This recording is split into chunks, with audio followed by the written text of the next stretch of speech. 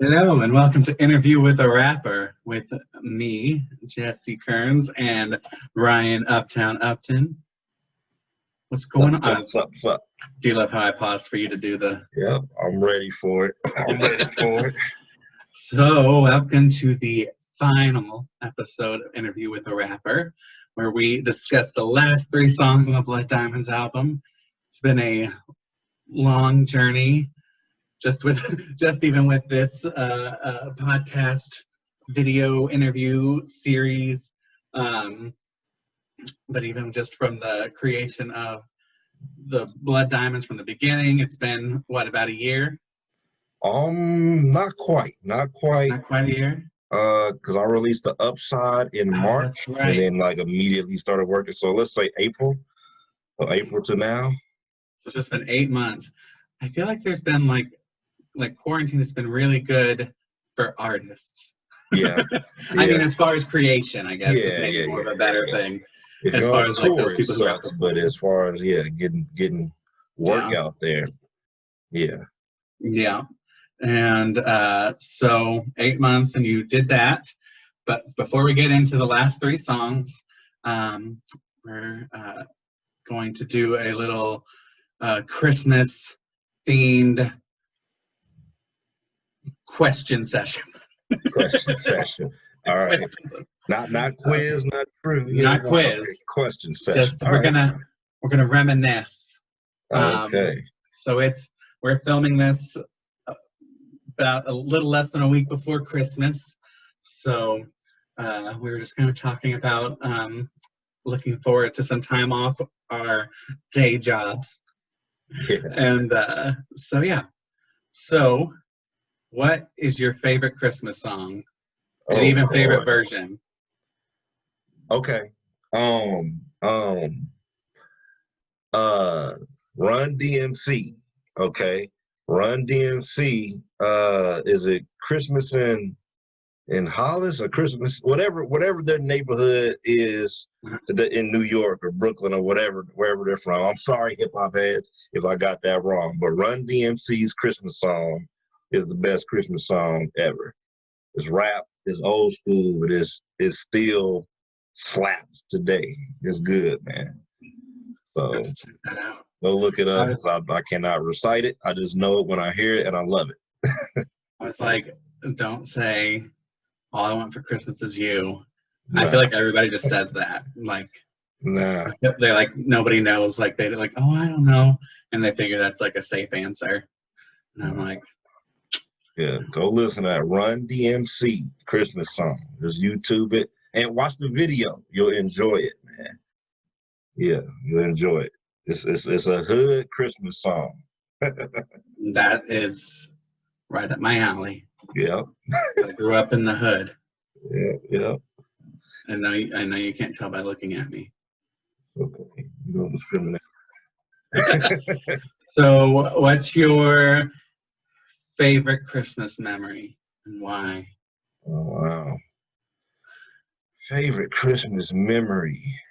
Or at least one of your favorite. Okay. I remember going through, when I was a kid. Let me do one kid, one adult. Okay. As a kid, I had a lot of good Christmases. I will say that. I did. I was blessed to have a lot of great Christmases as a kid. But one thing I just remember was sneaking and finding my presents hidden around the house without my parents ever knowing, and still pretending like I was surprised on Christmas morning. Like, I would just go walking around the house, they're cooking or doing something, and I'm just snooping around and finding my gifts all over the place, closets, wherever they would hide them. And I knew exactly what I was getting on Christmas for years, but played it off. I don't know if they even know that to this day. But so that's that was fun. That was thrilling. Ryan's gonna come for you. Now as an adult, me and Courtney, my wife, we started like random traditions that we haven't even really like kept up, but we'll call them traditions anyway. So like one Christmas, we watched all the Batman movies. Like yeah, it was weird. It was random.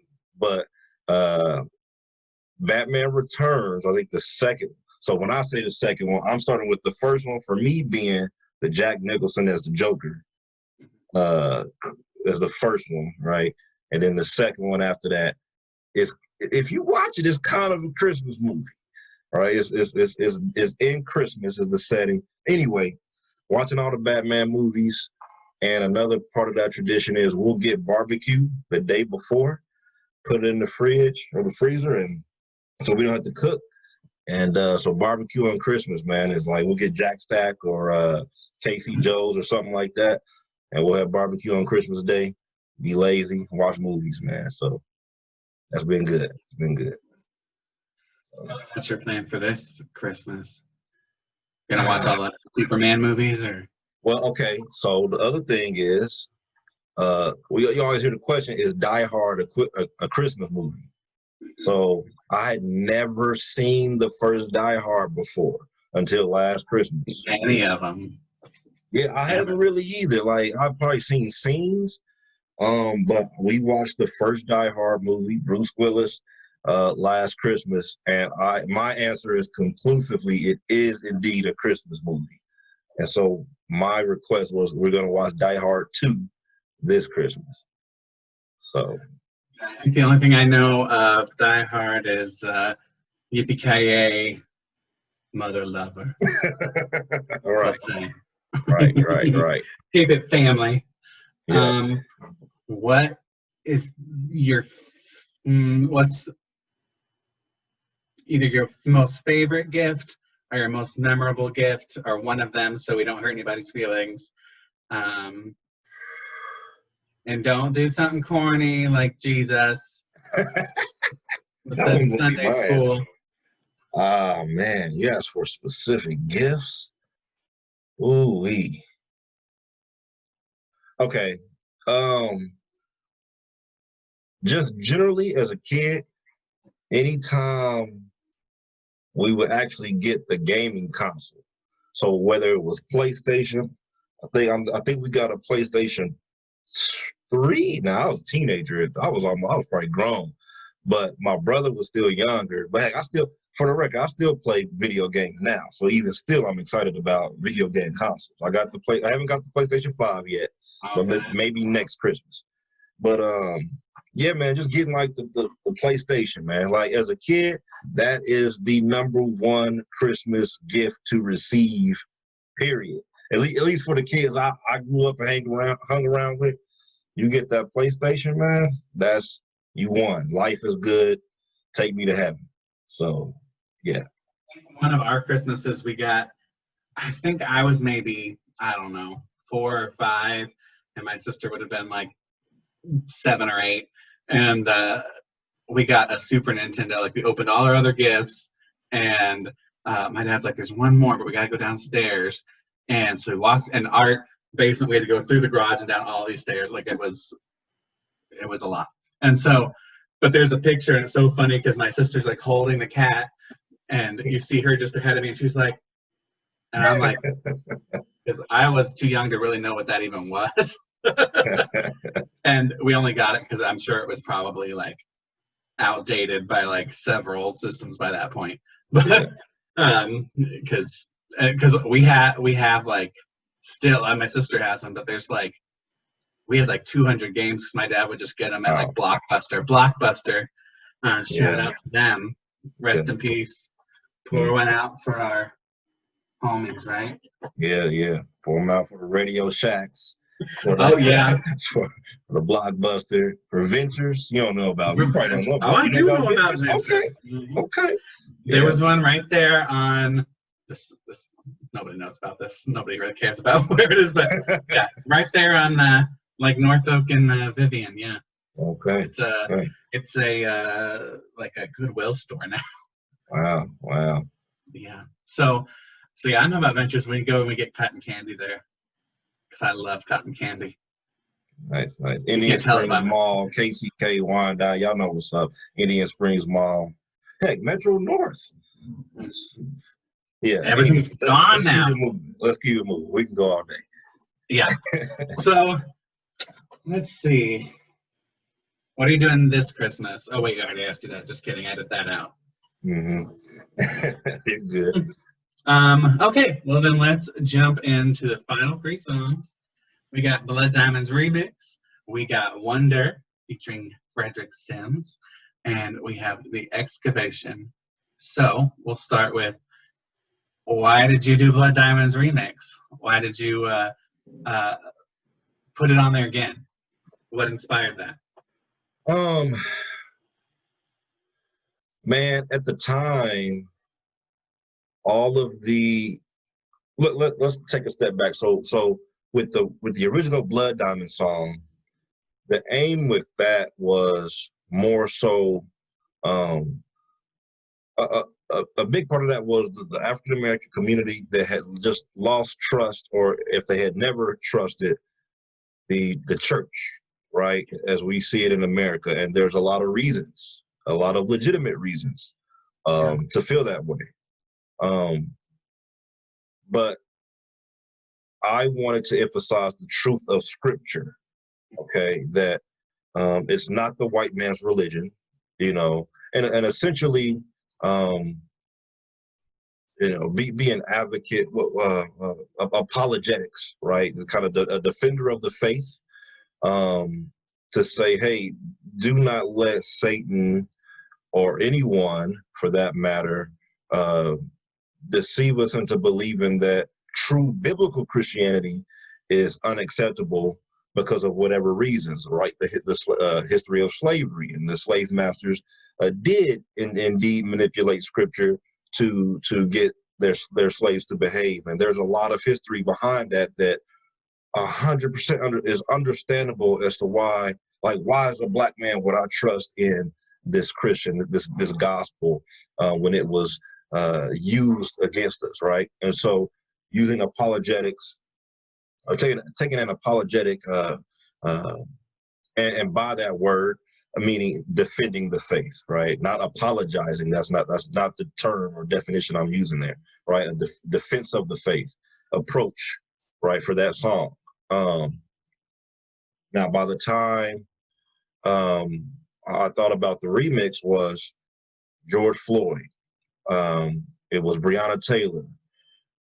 It was Ahmaud Arbery, right? All of the police shootings of unarmed Black men and women that it will mark 2020 forever was going on. And it was the height.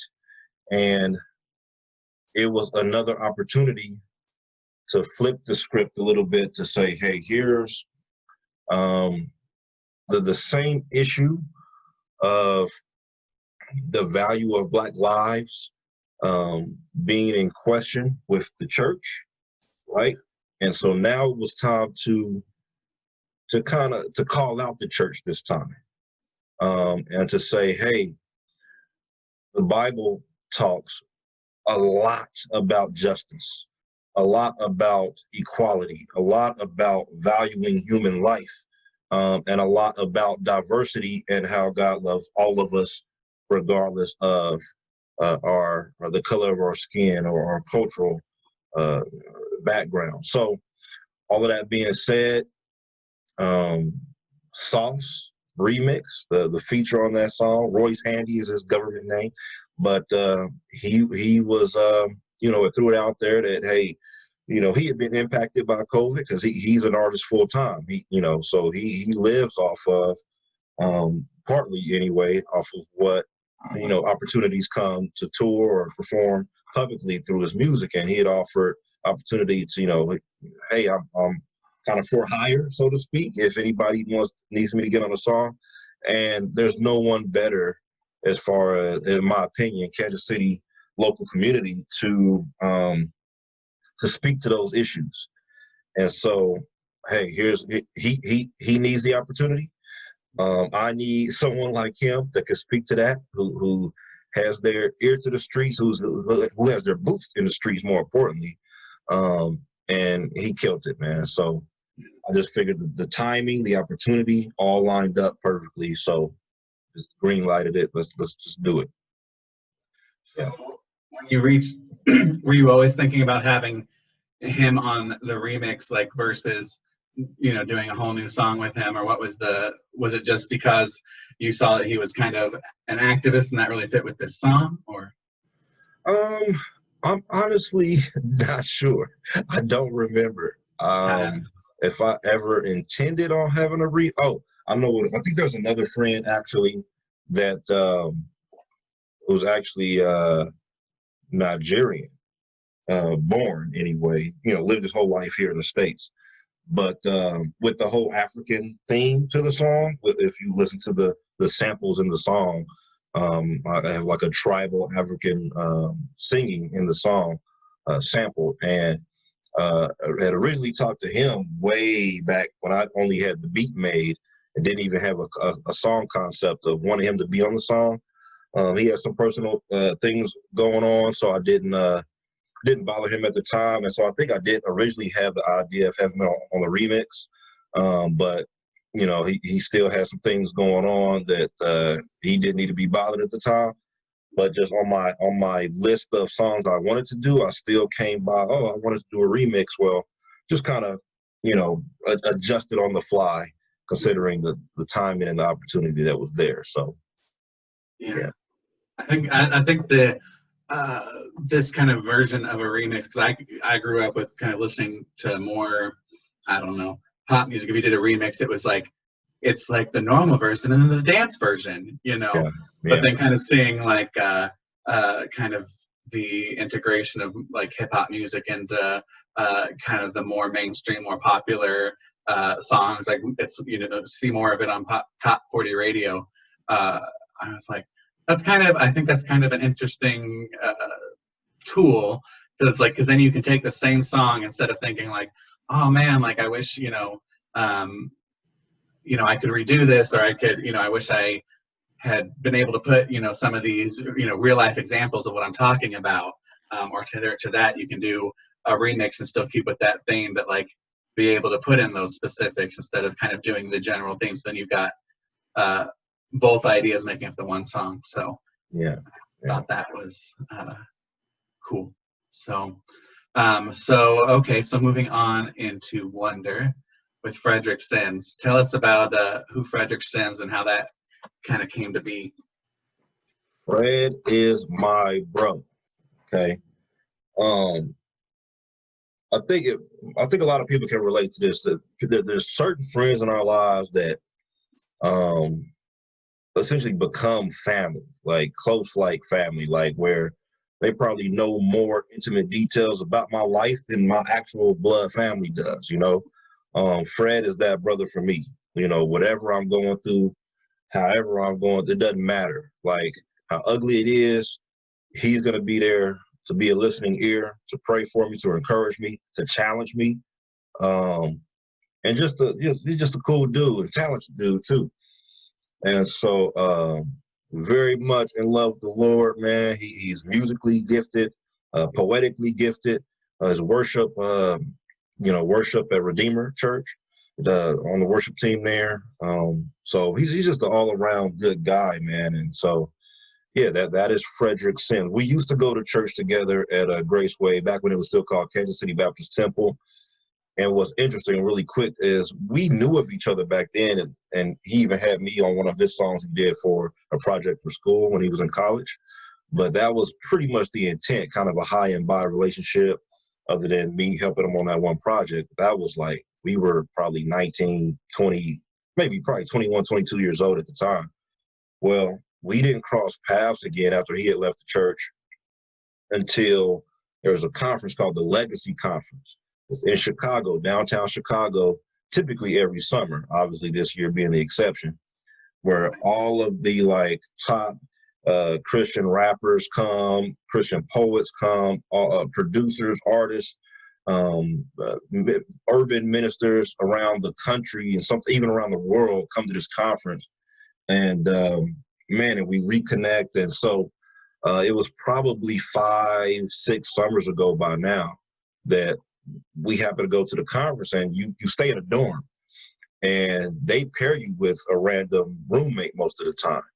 And so it just so happened that my roommate ended up being Fred, who I already knew. And I remember coming, you know, with my bags coming to the dorm for the first time, and I hear somebody in there rehearsing like some poetry or some rhyming or something. I'm like, oh snap, this is my roommate, whoever this is dope. Like, open the door and it's Fred. So I'm like, oh, cool. We already knew each other. So it was after that we just stayed connected ever since. And now he's kind of like my accountability partner and just my brother, man. So that's Frederick Sin. Cool. So how long does he do this professionally? Like, what's his kind of background? So no, not professionally, but well, actually, he actually just I'm telling all his business, but he just actually started a like a full-time program through his church, where he's essentially being trained up to be uh, a, a worship pastor or a pastor of some sort. And so I guess technically, as far as the worship side, technically he kind of is a professional now, but he's done poetry. He's even published a book. Again, that's not his full-time, provision for his home, but he's been doing poetry for a little while now. Yeah, I thought this was, it was kind of I feel like it wasn't out of place, but I feel like it was a departure from the rest of the album, just for a couple different reasons, but one of them being this almost feels more spoken word from both of you. Than, you know, rap for, you know, so to some people I know that may be like, well, what's the difference? But it definitely has a different feel to me. I feel like this it almost feels looser in a way. You know, it still has the rhyme scheme, but you know, I heard this, I believe, before there were even words to it. You know, and I remember just really liking it because it had kind of that almost jazz piano sound.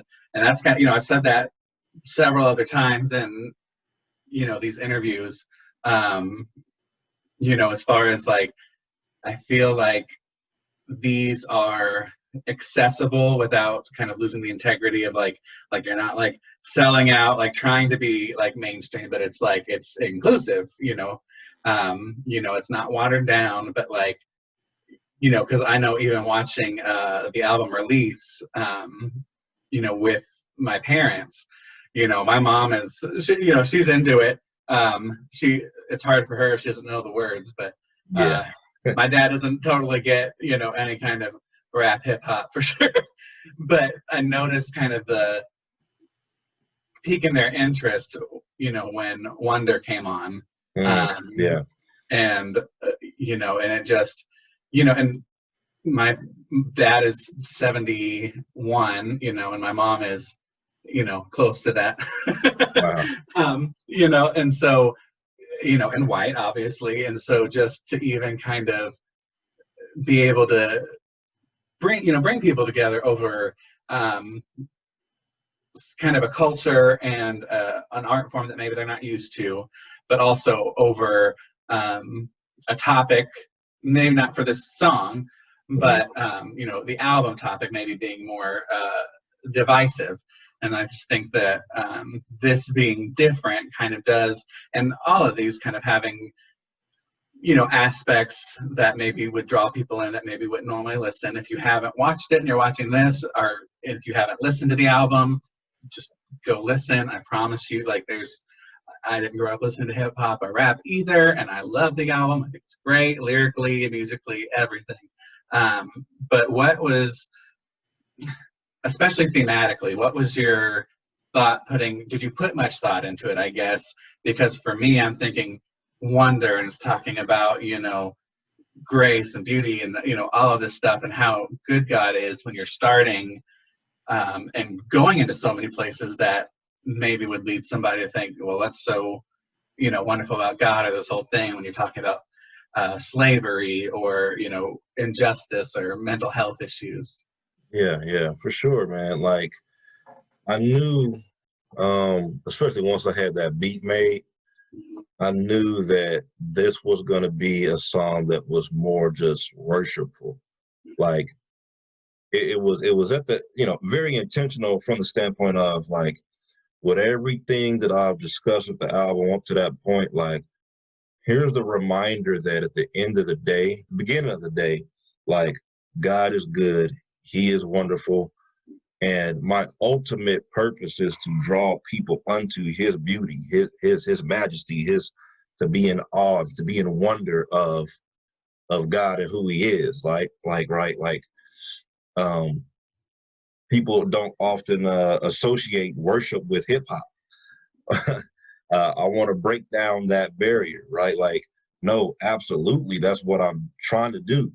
God is worthy, and the aim of really every song is the same as wonder, right? Now whether it's more specific to a sin issue or specific to something I'm celebrating, like, regardless, ultimately, the aim of every song is not to point you to say, hey, man, Uptown is a dope rapper. No, it's to point you to, no, Jesus Christ is a great God. And so with that beat, man, with that song, it was just, here's an opportunity to wrap it up and point people back to exactly the whole point. Just look at God. Look at God. He's the reason for it all, man. So, yeah, man. I definitely hear you. Like, as far as it definitely is definitely different, and I think that was also very intentional. When you listen to that instrumental, that beat, is like, I can, but I prefer much to have a spoken word vibe. It's very much, I could hear something at a coffee shop at nighttime. You know, all the brew is put up and everybody's just coming in, snapping fingers. I thought that too. You know, lights are dim, and yeah, man, that's just the vibe I got. And just thought it was a cool opportunity to get Fred on as a personal friend and a good poet. And I've done some spoken word back in my day, so I figured I could follow him up as well. So yeah.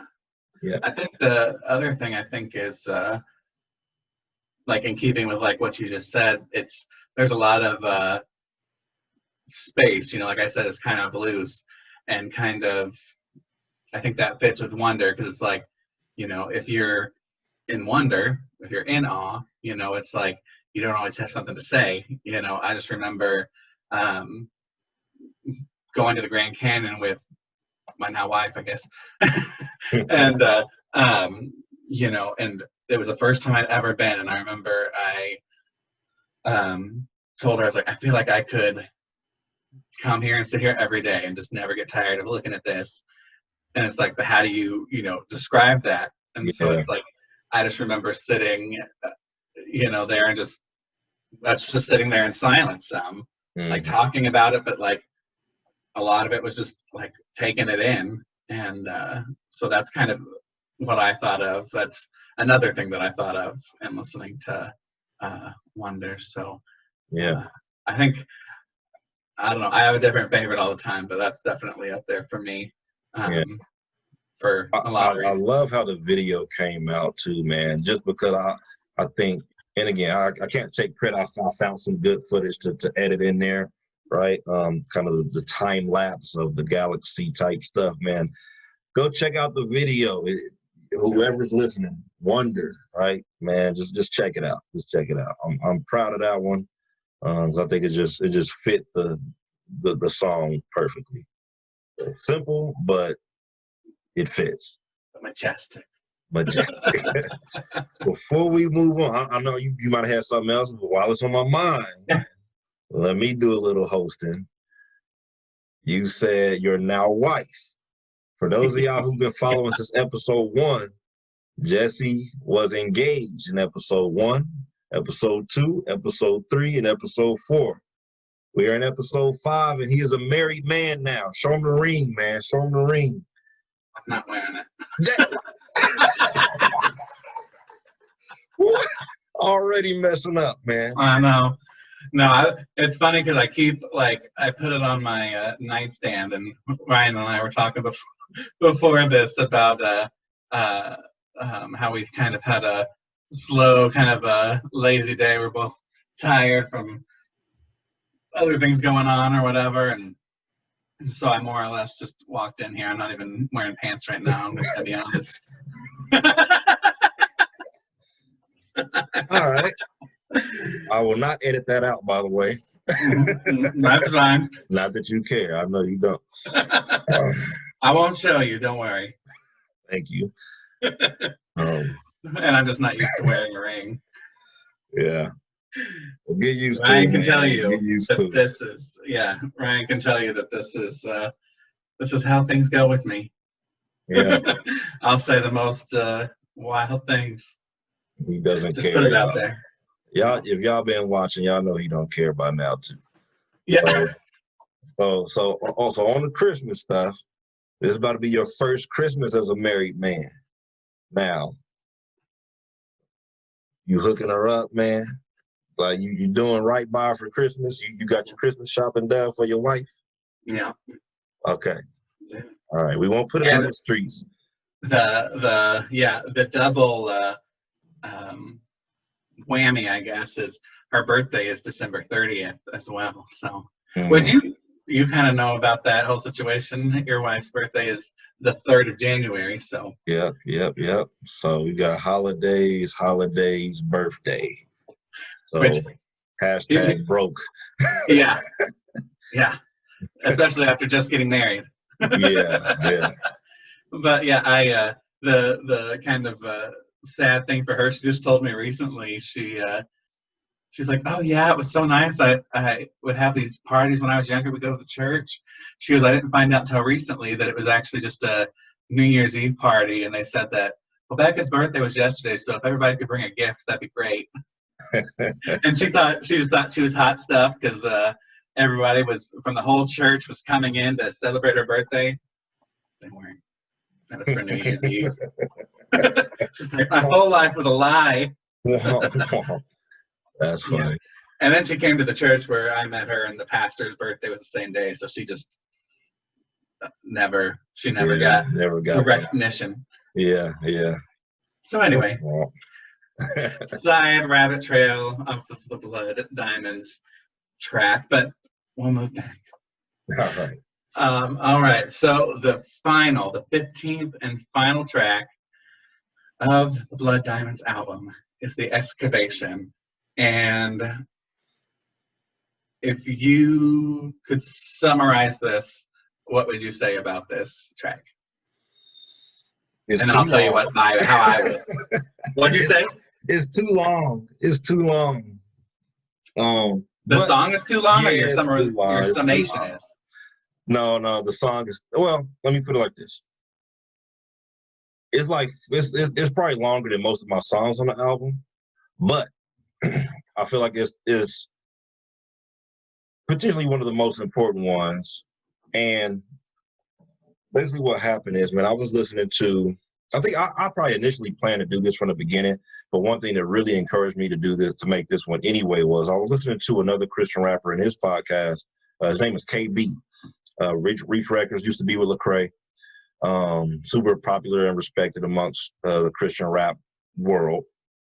Anyway, he was just talking about, I believe it was him, who as a teenager, not saved, didn't know the Lord, and someone gave him a Christian rap CD, and the last song on the album, it was just preaching the gospel. It wasn't a song. It was just the message of the gospel and how to be saved, how to surrender your life to Christ, place your faith in Christ, and be saved, right? And it worked for him. It worked, right? And I know, like, a lot of people, like if you're downtown, like Westport, and people, you hand out the gospel tracts, and it's typically not that effective, right?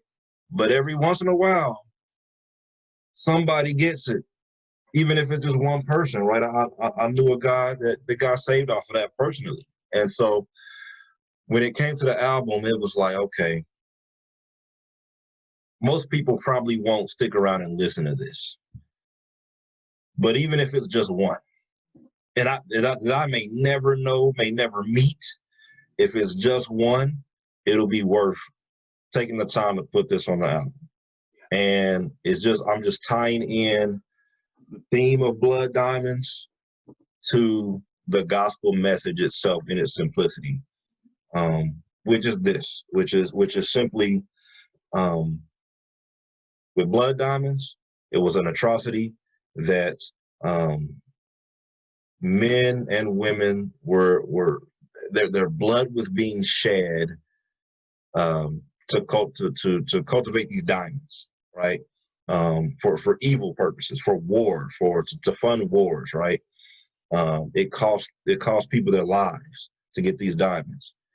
On the flip side, Jesus Christ shed his own blood to purchase us, his diamonds, right? His precious possession, so to speak. And then I just go into the fact that, man, Jesus Christ, for God so loved the world that he gave his only begotten son. Whoever believes in him shall not perish but have everlasting life, right? And we know that that was the crucifixion. The blood of Jesus Christ was shed to pay the price for sin.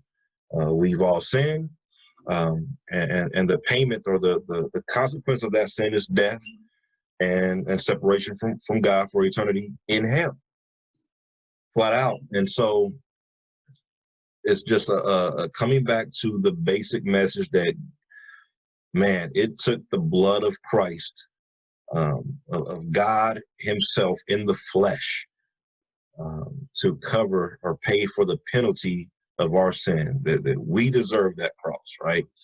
And that message is the most important message. We got to start there, even before we can get to issues of justice, even before we can get to issues of equality.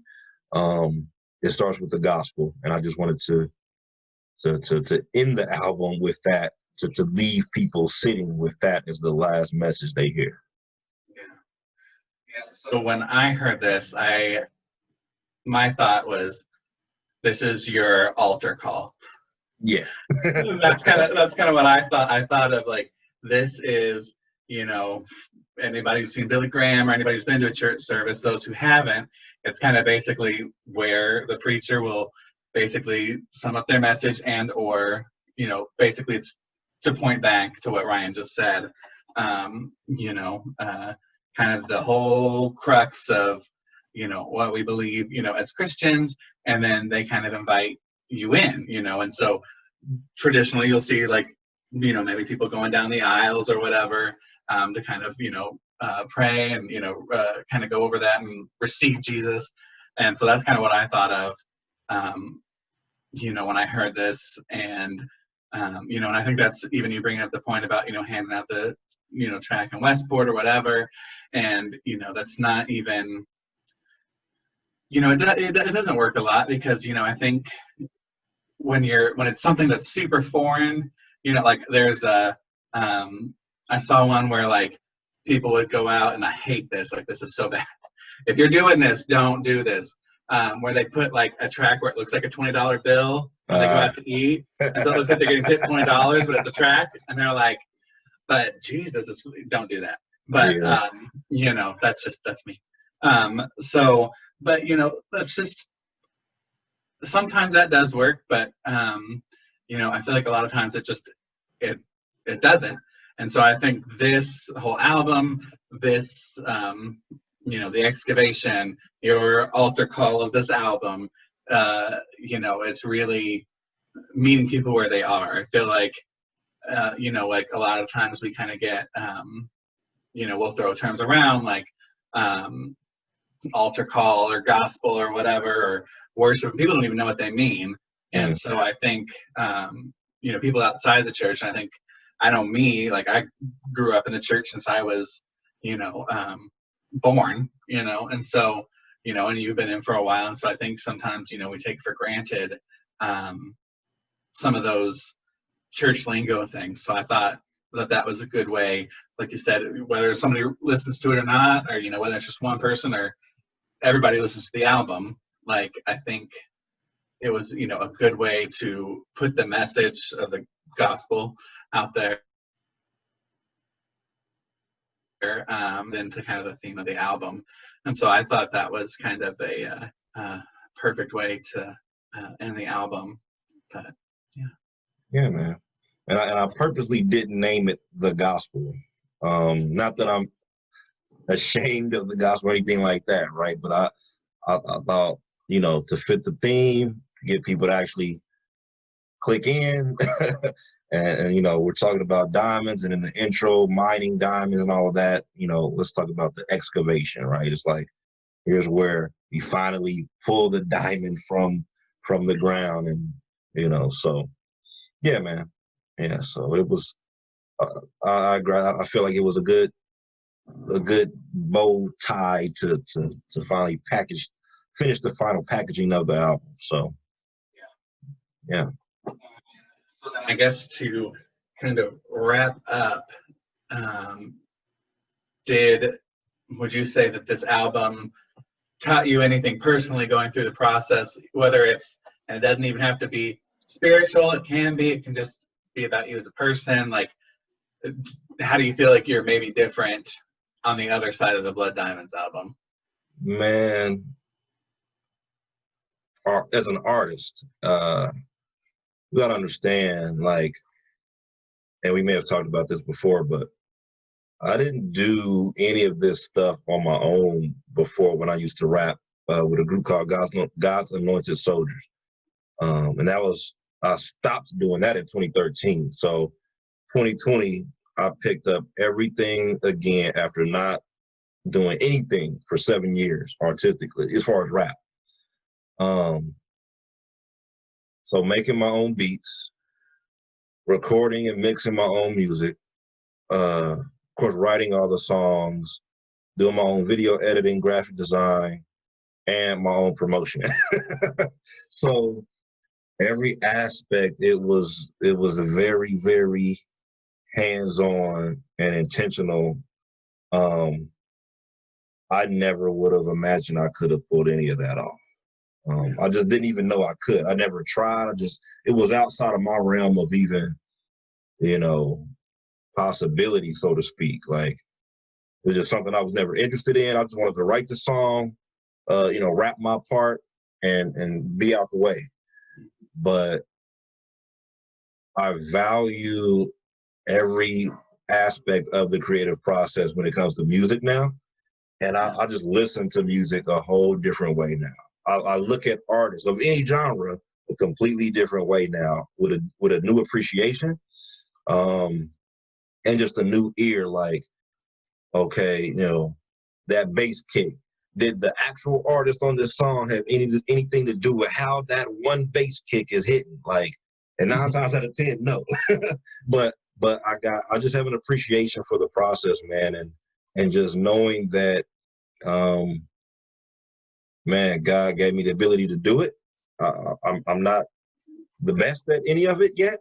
I may never be, but just the fact that during this pandemic, man, I was able to, you know, God gave me something to present to the world that I never would have thought I'd been able to do. So, yeah, I learned a lot. So you didn't really, like you said, you had like basically like a 7-year break. Were you writing songs in that break at all? Nothing? So then did this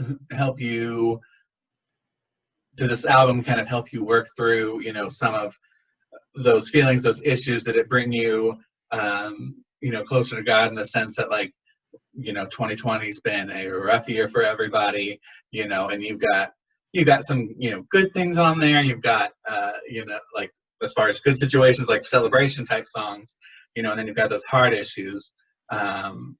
You know, did you find that was kind of therapeutic at all, kind of, and helped you process it at all?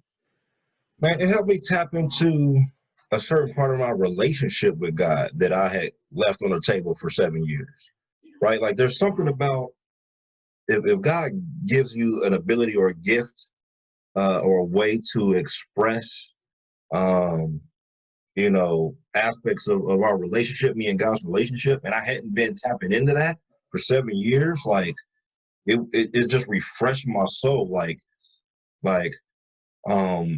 you know, whatever you're into, right? Imagine, you know, you not being into music yourself, like, for 7 years, and not, you know, tapping in or whatever. If someone's in the engineering and they're not doing that for 7 years, but like it's their greatest talent, so to speak, like how much of themselves they're neglecting. I didn't realize until I got back into it how much fire and passion. I hadn't been that passionate about something in a long time. Yeah. It is rare when I'm willing and able to literally not sleep, literally not sleep to get something done because I'm that passionate about it. And so tying in my relationship with God with that passion and the gift, it just sparked a whole new flame with me and God relationally, at least from the artistic aspect, man, of, I forgot about this. I forgot how good this felt. Even if not that many people listen to it, at the end of the day, I was able to experience something with God again that I had never done or I hadn't done in a long time, and to this capacity had never done. So, yeah. And I definitely saw that. I think I told you, when we were still working on the same team, I was like, if nothing else, regardless of what happens with this, just to see, because not that Ryan was, ho-hum, before, but you could see, there was a huge difference in kind of your, I don't know, the way you carried yourself, kind of the way, you talk from, when we kind of first met, we're first talking to when you actually started, getting back into the music. And, so I think I even, told you, I was like, if nothing else, just to see you, this excited and put this much into it, like, I think that's worth it. Yeah. For everybody. So, so then those of you who follow the Uptown journey probably know that Ryan has already put out some new music. He didn't sit on it for long. He's constant music factory, and he's probably just always going to have a constant stream of music coming out. But he does have another full-on project coming out. He has a couple singles that have come out here since the release of Blood Diamonds and since we've started doing Interview with a Rapper. So tell us about kind of that next project that is coming out soon. Yeah, man, Rite of Passage, the EP. So another 6-song EP. The Upside EP was 6 songs. There's another 6 songs that I have 5 completely finished. Just have to write and record the last one. Beats already done. So without getting too many details, man, this just kind of came out of, like a week or 2 maybe after the Blood Diamonds was released. I'm like, I still got something in the tank.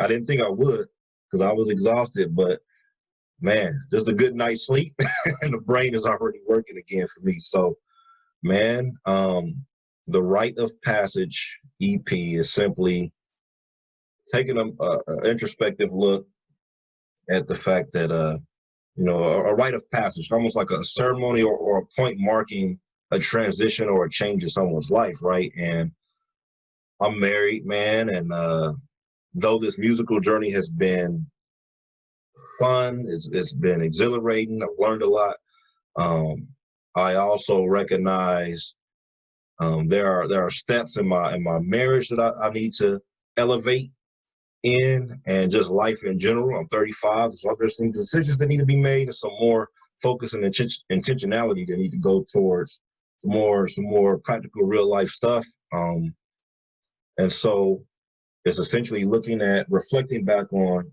okay, my baptism, July 11, 2004, was almost like a rite of passage for me, stepping into a new life spiritually, but also into manhood. I was 19 years old, right? And my life has never been the same since then.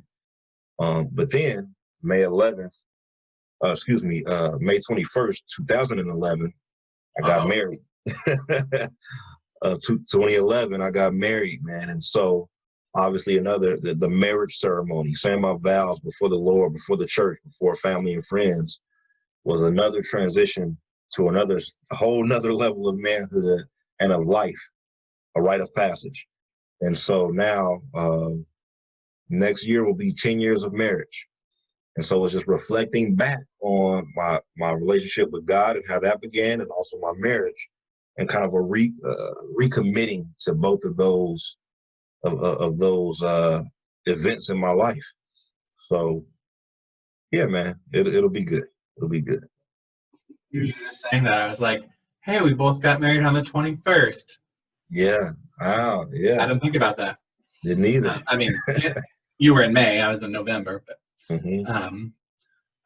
yeah. So if you're keeping up with Uptown, if you're not, definitely keep an eye out for Rite of Passage. He already has. He has Legendary with Drew. How do you say it? And Drew and Sarah. That'll be our Christmas Day. Christmas Day. Yeah. So pre-save. Go check that out.